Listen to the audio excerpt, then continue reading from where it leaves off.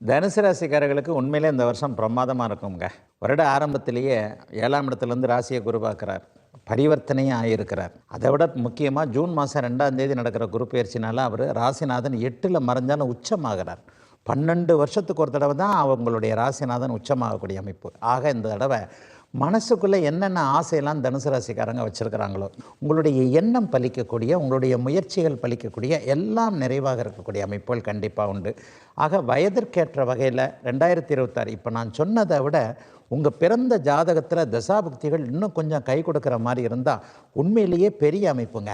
100 ரூபா சம்பாதிக்கிறவருக்கு 1000 ரூபா, 1000 ரூபா சம்பாதிக்கிறவருக்கு 10,000, 10,000 சம்பாதிக்கிறவருக்கு லட்சம், லட்சத்துக்கு கோடின்னு சொல்லிட்டு 10 மடங்கு நல்லா இருக்கக்கூடிய நல்ல வருஷங்க தனுசு ராசிக்காரர்களுக்கு இந்த வருஷம். வருட ஆரம்பத்தில் பார்த்தீங்க அப்படின்னா ராசி அதிபதி குரு பகவான் 7ஆம் இடத்துல, அதாவது சப்தம ஸ்தானத்திலிருந்து உங்களுடைய ராசியை சரி சப்தமாக பார்வையாக பார்க்கறதுனால சரளமான பண வரவு கிடைக்கக்கூடிய, சந்தோஷமான வாழ்வு அமையக்கூடிய, எந்த ஒரு விஷயத்துக்கு ஏங்கின விஷயமெல்லாம் இவங்களுக்கு எளிதாக கிடைக்கக்கூடிய ஆண்டாக இருந்துகிட்டு இருக்கும். லட்சமாக சம்பாதிக்கக்கூடிய பாக்கியங்களை கொடுக்கும். இது எல்லாவற்றுக்கும் மேலாக உங்களுடைய ராசியிலேயே 4 கிரகங்கள் இருக்கிறதுனால 4 பக்கமும் நன்மைகள் கிடைக்கக்கூடிய, உங்களுக்கு எந்த பக்கம் பார்த்தாலும் நன்மை என்ற விஷயத்தை உண்மையாக சந்திக்கக்கூடிய மென்மையான ஆண்டாக தனுசு ராசிக்கு 2026 அமையும். தனுசு ராசி நேயர்களுக்கு இந்த வருடம் இவங்களுக்கு எதிரில் இருக்கிற விஷயம் பூராமே சக்ஸஸ் ஆகும். ஏன்னா 7ஆம் இடத்துல ராசியாதிபதி 7ஆம் இடத்தில் நல்லவங்களுடைய பார்வை எங்களுக்கு படும்.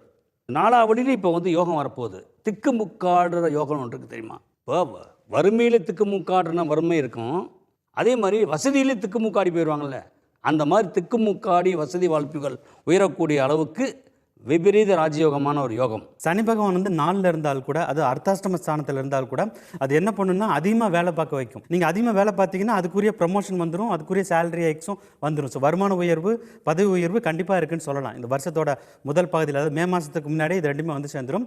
அதே மாதிரி மேரேஜ் பண்ணணும்னு நினச்சிட்டு இருக்கவங்களுக்கு அது நடத்தக்கூடிய அளவுக்கு டைம் ரொம்ப சூப்பராக இருக்குன்னு சொல்லலாம். ஸோ ரிலேஷன்ஷிப்பில் இருக்கவங்களுக்குலாம் அடுத்த ஸ்டேஜுக்கு போய் மேரேஜும் அவங்களுக்கு மே மாதத்துக்கு முன்னாடியே ஆகிடும்.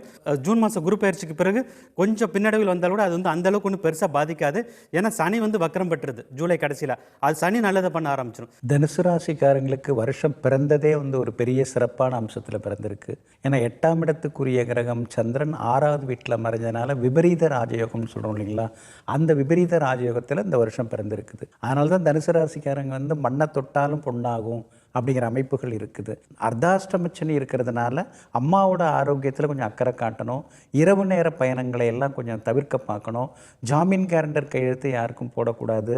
இலவசமாக சில கூடா பழக்க வழக்கங்கள் வர்றதுக்கு வாய்ப்பு இருக்குது. அதனால் அந்த வகையில் மட்டும் கொஞ்சம் கவனமாக இருந்துட்டால் போதும்.